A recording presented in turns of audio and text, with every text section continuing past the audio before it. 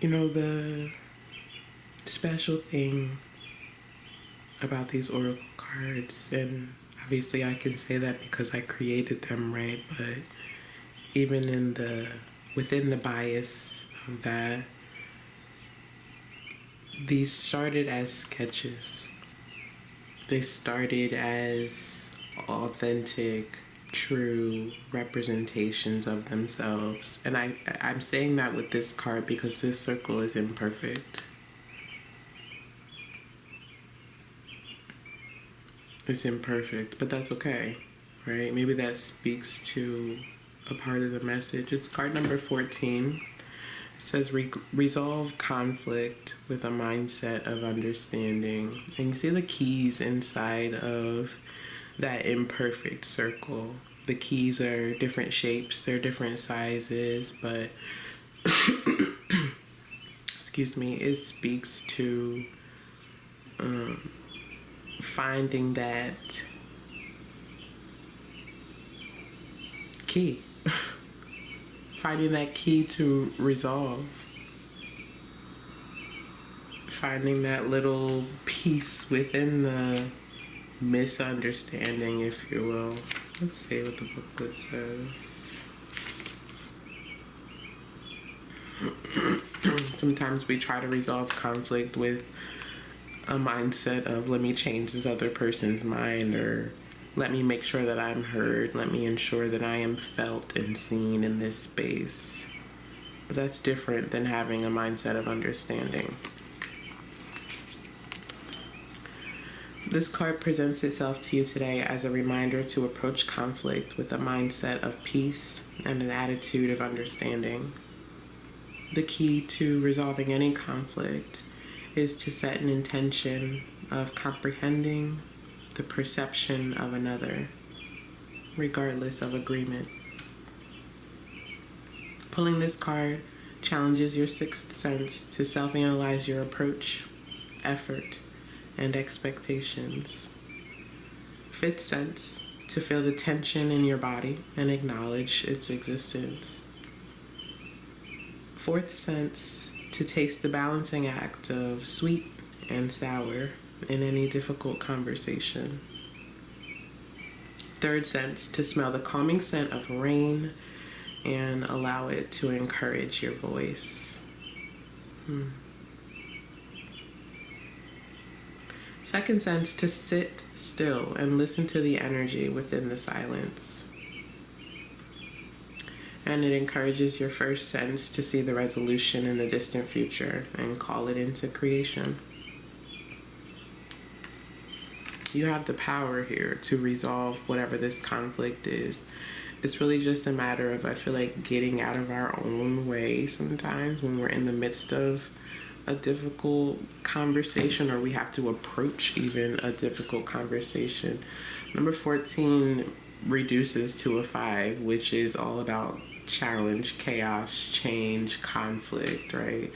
But it doesn't stop there. 5 is halfway, if you will. You know, we still have the power, we still have the fortitude, if we dig deep, to resolve the conflict and get to that 6 energy where things are again balanced, things are again feeling reciprocal and safe and synergistic, if that's a word. It is today, child.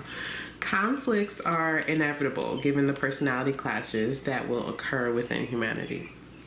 They do not immediately mean that someone is an enemy or that they do not care about your opinion. It could easily mean that two people are so alike that they are both unwilling to see that they were both saying the same thing the entire time. Most of the time, it's our ego that keeps us from exiting a conflict successfully. But what does success mean anyway, in this case? A lot of us are involved in conflicts that invoke a need to defend oneself as we feel attacked or challenged. Maybe this person has some knowledge to present or a perspective that we have never considered. The problem here on both sides is the expectation and desire to change someone's thought process as opposed to informing.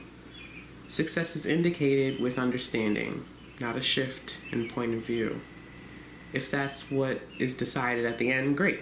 But expecting this is only a setup for both parties to fail.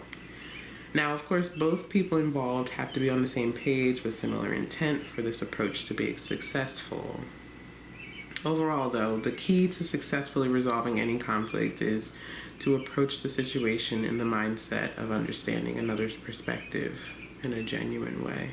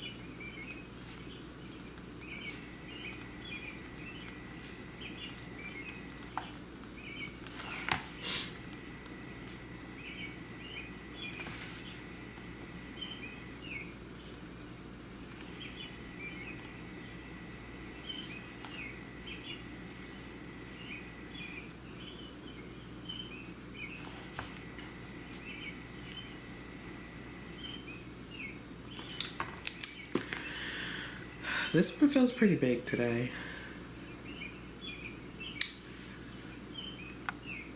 And as always, I'm curious about your own reflections within today's session.